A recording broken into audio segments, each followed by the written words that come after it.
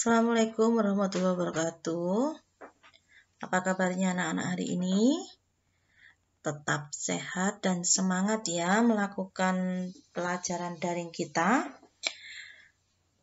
Kita akan melanjutkan ke tema 1 subtema 3 pembelajaran yang terakhir, yaitu pembelajaran yang ke-6. Sebelumnya kita telah mengenal dan berlatih bagaimana melakukan permainan engklek, atau dalam bahasa Jawa Timur kita adalah bendan. Kita sudah belajar, kita sudah memainkan.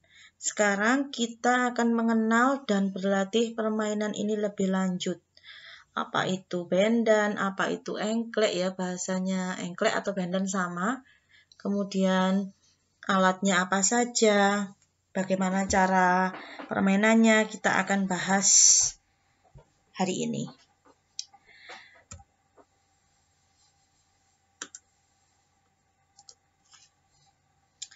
Nah, tahukah kamu permainan engklek dimainkan dengan cara yang berbeda-beda untuk di tiap daerah. Permainan tradisional engklek dikenal dengan istilah angklek atau ingkling. Permainan ini merupakan permainan yang menggunakan permainan berjalan atau melompat.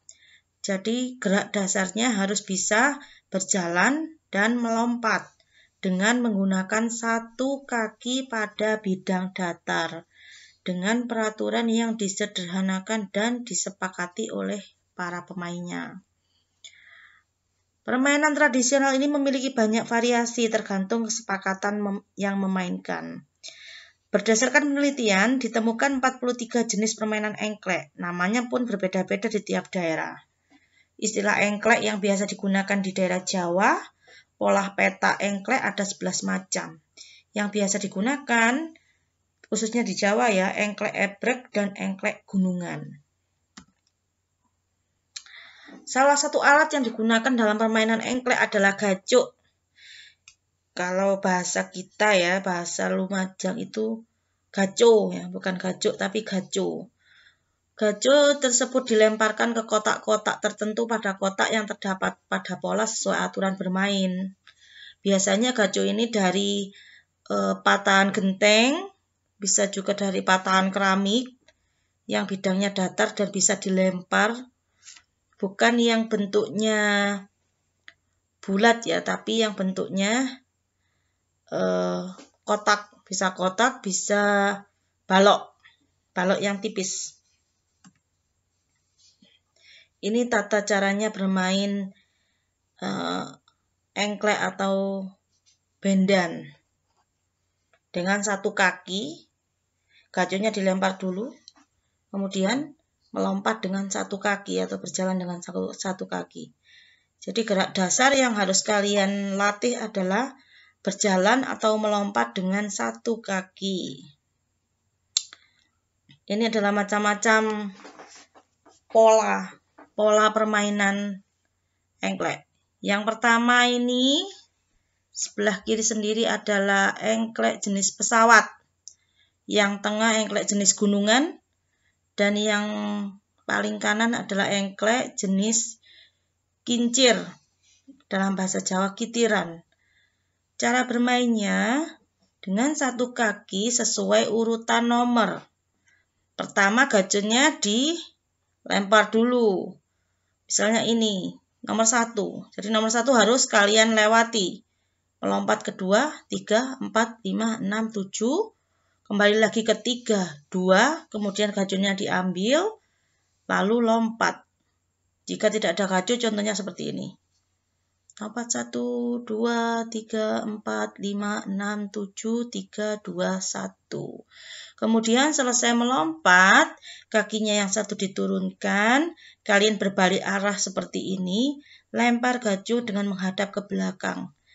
Jika gaconya mengenai nomor 7, berarti petak sawahmu atau rumahmu ada di nomor 7. Tidak boleh dilewati oleh teman lainnya. Gitu. Engklek gunungan juga seperti itu. 1, 2, 3. Ini berjalan dengan satu kaki. Melompat dengan satu kaki. 1, 2, 3.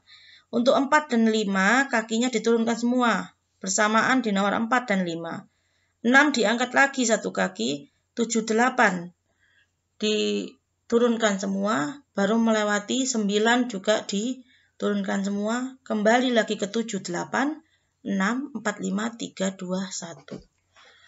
Untuk engklek kincir juga berlaku permainan yang sama, aturan yang sama, berjalan dengan satu kaki mengikuti sesuai angka yang ada. Nah, sekarang kita belajar untuk mencari gagasan pokok dan gagasan pendukung, bukan tentang engklek karena kemarin kita sudah mencari gagasan pokok dan pendukung dari engklek. Sekarang kita ke teks yang lain, yaitu tentang wedang jahe buatan ibu. Ada 3 paragraf di dalamnya. Tugas kalian adalah menulis gagasan pokok di tiap-tiap paragraf, gagasan pendukung juga di tiap-tiap paragraf, dan yang terakhir membuat ringkasan cerita. Masih ingat? Ringkasan cerita adalah gabungan dari beberapa gagasan pokok dan ditambahi dengan kalimatmu sendiri yang bersifat tunggal, ya, bukan majemuk. Dengarkan baik-baik. Judulnya wedang jahe buatan ibu. Untuk paragraf pertama. Siang ini hujan turun deras sekali. Udin berjalan kaki pulang dari sekolah. Udin tidak membawa payung sehingga tubuhnya basah kuyup. Sampai di rumah, Udin segera mengganti pakaiannya. Ibu memasakkan air hangat untuk membasuh badan. Setelah makan siang, Udin mulai merasa kurang sehat. Udin kedinginan. Ibu melihat Udin yang mulai terbaling lemas. Wah, besok ada ulangan matematika. Malam ini Udin harus belajar. Ibu tahu apa yang harus dilakukan agar Udin segera pulih. Ibu membuat wedang jahe untuk Udin.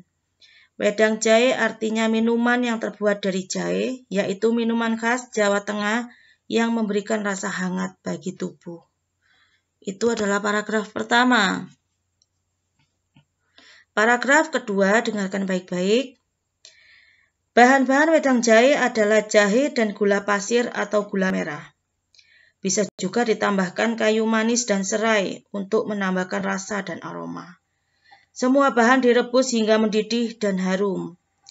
Untuk meredakan gejala kurang sehat, wedang jahe sebaiknya diminum segera setelah mendidih. Ibu sering membuat wedang jahe untuk Udin dan keluarganya. Ketika ada acara di kampung pun, ibu selalu menyajikan wedang jahe buatannya. Lanjut ke paragraf ketiga. Tidak sampai 1 jam wedang jahe buatan ibu sudah siap. Ibu membawakan segelas ke kamar Udin. Hangat. Rasa dingin dari tubuh Udin perlahan hilang. Malam itu Udin pun bisa melanjutkan belajar matematika untuk menghadapi ulangan besok. Minuman tradisional Indonesia memang mengagumkan, enak dan sehat bagi tubuh. Nah, itu adalah paragraf ketiga. Tugas kalian adalah mencari gagasan pokok, gagasan pendukung, dan ringkasan cerita dari 3 buah paragraf. Ya, kita sudah belajar tentang permainan tradisional, kemudian tentang cerita, minuman ya, makanan dan minuman Indonesia. Kemarin juga kita belajar tentang keragaman, kerjasama. Kerjasama itu bisa memperkokoh persatuan dan kesatuan. Kerjasama juga bisa menimbulkan rasa ikhlas bagi kita untuk menolong sesama. Jadi bentuk rasa syukur kepada perbedaan yang ada di Indonesia yaitu dengan cara bekerja sama, gotong royong dengan semua warga masyarakat. Bagaimana caranya kita bersyukur lagi? Dengan cara mempelajari budaya lain, tidak mengasingkan budaya yang ada. Misalnya kita mempunyai budaya Jawa. Jawa terus yang dipelajari. itu berarti bukan bersyukur, bukan menghargai. Cara kita bersyukur adalah menghargai budaya lain dengan cara mempelajari dan mengembangkannya serta menghormati. Itu cara bersyukur atas keragaman yang ada di Indonesia. Tugas kedua, kalian tulis juga di buku tulismu 10 pertanyaan tentang engklek dan cara mensyukuri keragaman.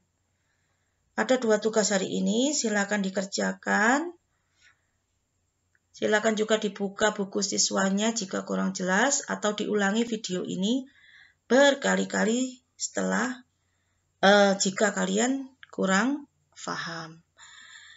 Mungkin video ini video penutup untuk pembelajaran kita yang ke-6 untuk subtema 2. Siap-siap. Subtema 3. Siap-siap, besok kita ada penilaian harian. Pelajari kembali untuk subtema 3, pembelajaran pertama sampai dengan ke-6. Bu Guru akan memberikan ulangan melalui Google Form seperti biasanya. Kerjakan dengan baik, pelajari.